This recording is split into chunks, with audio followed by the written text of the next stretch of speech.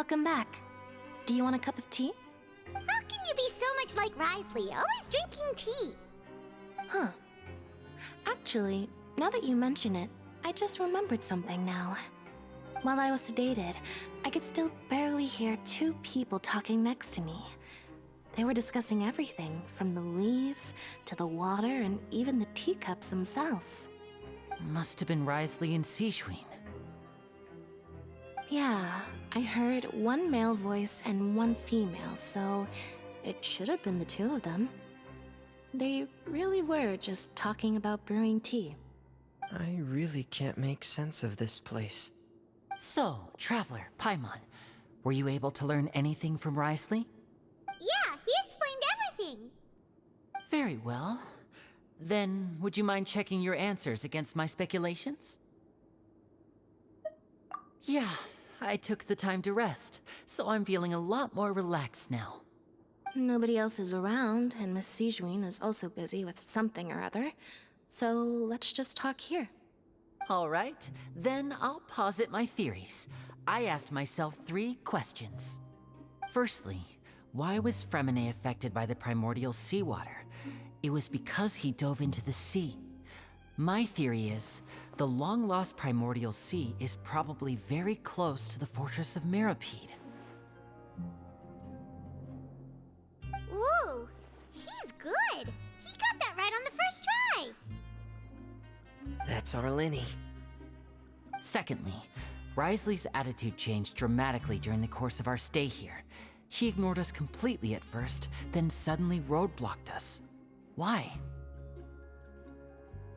I spent quite a long time thinking about this. If he has been monitoring the Fatui since the very beginning, he probably ignored us at first because he was hoping we could find Master Child for him. What's more, the Fortress of Meropide is not part of Fontaine's court system, nor does it report to Udex Nervulet. Risley is basically the king of a no-man's land. As long as the fortress doesn't do anything about Master Child's disappearance, Father can use it to pressure the Fontaine authorities.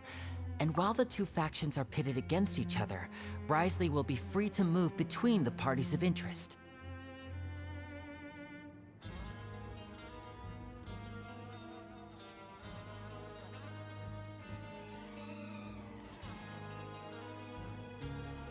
If I had to guess, he probably has something that he's working on himself.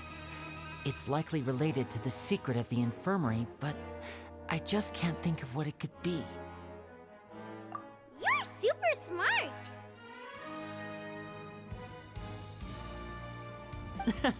Thanks so much. Then finally, there's the last question. If Risley does have a plan, what could it be? All I know for now is that his plan probably has something to do with the changing nature of the seawater. He's even gotten Cloran to help him out. That can't be the full extent of what he's doing. There's probably a secret passageway behind the block in the infirmary, and there's something big in the fortress that most people here never get to see. He has a bargaining chip, and it could be important enough for Father to deal with him directly. I don't have enough information, so I have no idea what his chip might be. But let me guess. You have the last piece of the puzzle.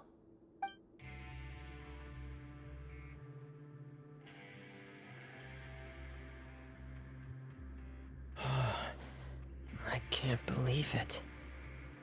The sea will engulf everyone, just like the prophecy said. Could Risley have wanted to meet Father to figure out a way to deal with this crisis? If you remember, I once mentioned that Father sees the House of the Hearth as her base of operations, and she truly wants to resolve the crisis. But how could Risley have known that? Or perhaps he didn't know, and just wanted to bring Father over to his side? Which could be why he said he just wanted to negotiate.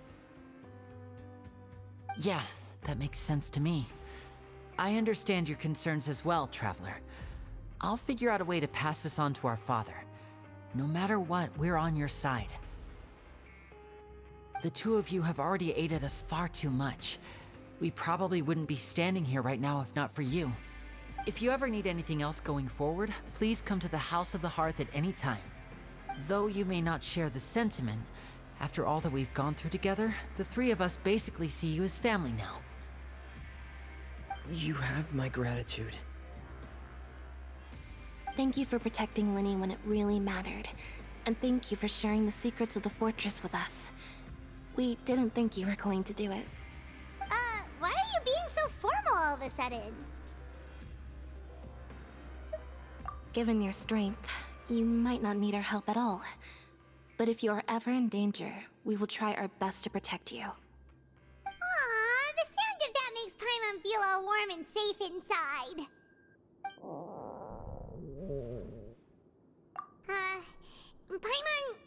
Paimon's hungry. Oh, you've done so much already. Go get some food. Alright, then we'll catch you guys another time.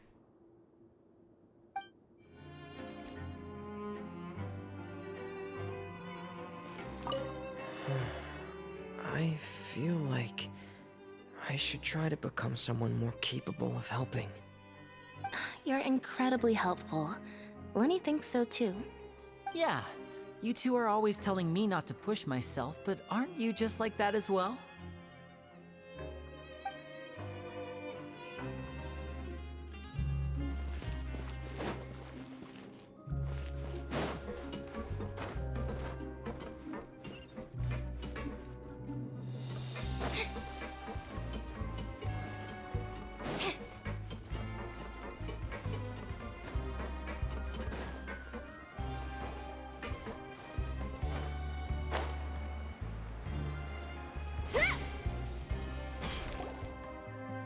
It's time for dinner. Welfare meals now being served in the coupon cafeteria. Come on, let's go pick up ours as well. Traveler and Paimon, over here. Are you here for dinner too, Miss Sijwin? And I'm taking the opportunity to prepare Miss Cloran's dinner as well. Huh. You're right. She's actually sitting in the fortress cafeteria. What would you like to eat? Yep, you can. I've already talked to our chef, Mr. Wolsey. It's all on me today, so you can get whatever you'd like.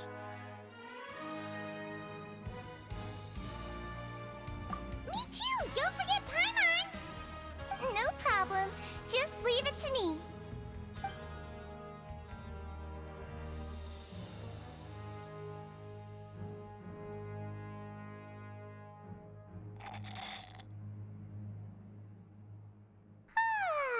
So delicious. Paimon's so happy. Paimon wants to feast like this every day. Feeling full yet? How's the food? Delicious. I'm so glad to see you all so happy. Oh, see, the expression on your face just now? The muscle here just moved, which suggests that you're feeling quite relaxed at the moment. Sijwin, do you do this to help your patients or to better understand human beings? A bit of both, I suppose. I'm a Melazine, which means I'm very different from human beings. I must know what you're thinking if I want to take good care of you. You're really good at taking care of people. Even though you're so short, you still talk and act like an older sister. Really? You're reminded of an older sister? That's great to hear. Oh, and what did you mean back in Risley's office? When you said that you were protecting Linny and his siblings as well. Oh, that. I just asked His Grace to look out for those children, especially that diver boy. I was getting a bit worried after hearing that something was wrong with the water. Thankfully, Clorand is very strong and managed to save him in the nick of time. His Grace also sealed the pipes after Clorand left, to make sure that Linne wouldn't impulsively chase after his brother. Although the path was blocked, we still stationed some guards there to stop anyone from approaching. They were instructed to only open the door once Miss Clorand had returned. Oh, and I was keeping an eye on Mr. Linne as well. We had to press him, but we couldn't allow him to be in any real danger. You were all super considerate and really thought everything through. It's just what we do down here at the fortress. At least this has been His Grace's style for as long as he's been the leader. Oh, I really wish Monsieur Nervula would come down here more often too. I feel like he'd like it here, with all the darkness and chaos.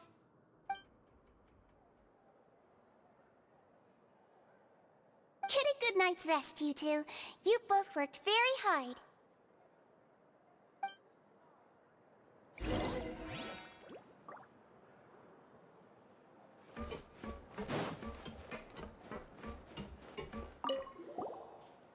Clorand!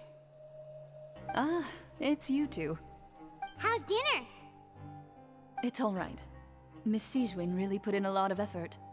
So we heard that Wriothesley invited you to come down to help, and you saved Fremonade too! You sure work super fast! Oh, it was child's play. Still, Paimon didn't know even champion duelists could take on side jobs. Oh, and why aren't you eating with Sigewinne and the Duke? Won't you get bored eating by yourself? Miss Sigewinne was with you, and the Duke has business of his own. Actually, didn't Navia say that you went out for dinner with her as well? Yeah. First time in a long time. First time in a long time? So you mean you've gone out to dinner with her in the past? In the past, yes. You seem to be enjoying yourselves here. Things will be getting messy at the fortress soon. Don't run around unnecessarily.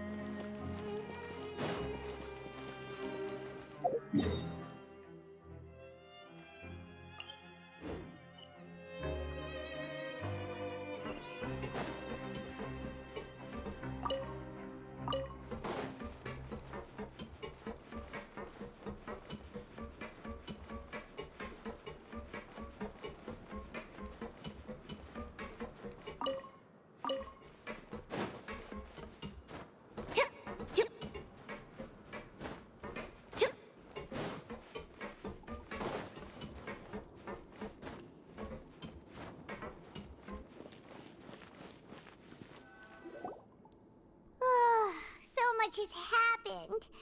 Paimon just feels absolutely exhausted now that she's finally relaxed. Paimon's super sleepy. Are you sleepy too?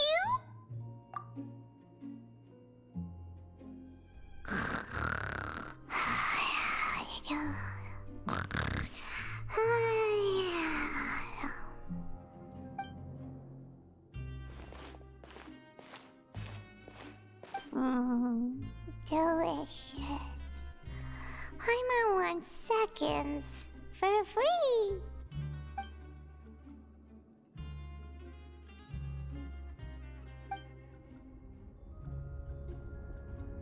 Out of my way! Get out of my way! What happened? Why is everyone running? No idea, but something must have happened. Stop asking! Who's yelling? Paimon still wants to sleep.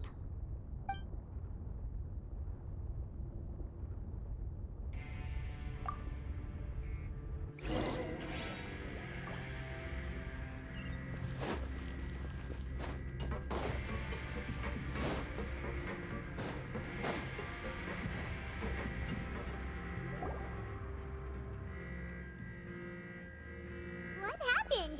Why is everyone running around? Hey! What are you doing? No time to explain, mate. Goodbye! Hey! Wait! What's wrong with these people? They won't even talk to us. They're here! Yeah! There you are! Oh, thank goodness! Quisto and Lavaroon, do you know what happened here? We came here especially to inform you. Something seems to have gone terribly wrong just now. His Grace is telling everyone to evacuate and get out of here. Laveroon was saying you two are new here and you don't have many friends, so you might slip through the cracks. Haven't you heard all the stories like that? An evacuation is successfully completed, yet you only find out once you do a head count that 1 or 2 people are missing. Wait, weren't you the one who brought that up? Why is it suddenly my idea? Hey, shut up! Okay, whatever. The point is, you should come with us. Yeah, he said to get as far away as possible, upwards and outwards.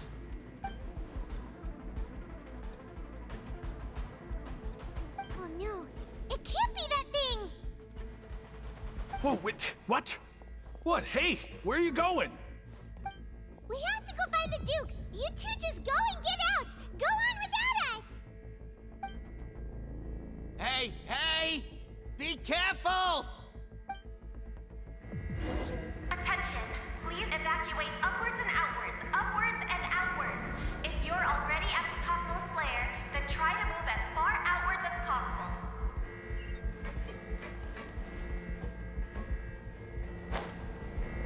Attention! Please evacuate upwards and outwards, upwards and outwards. If you're already at the topmost layer, then try to move as far outwards as possible.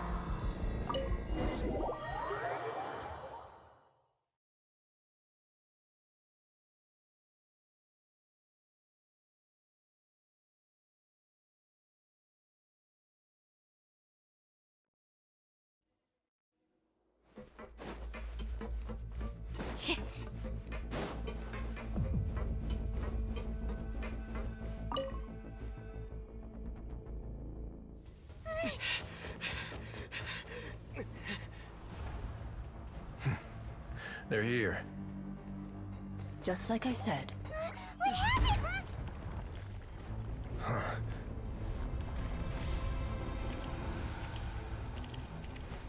You're just in time. But be ready to run.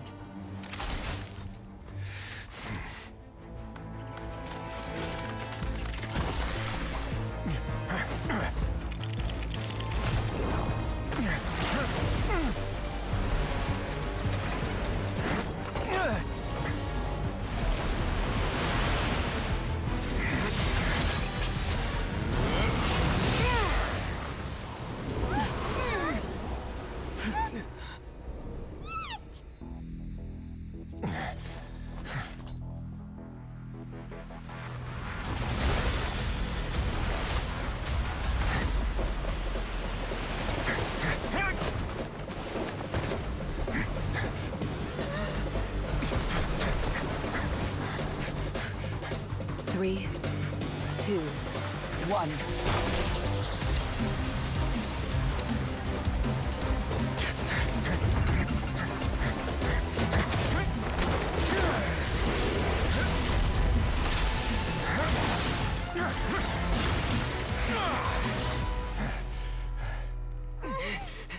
This won't hold it for long. Find Neuvillette. Tell him the defenses are about to collapse. Then what will happen to you? Until he arrives, we're the last line of defense.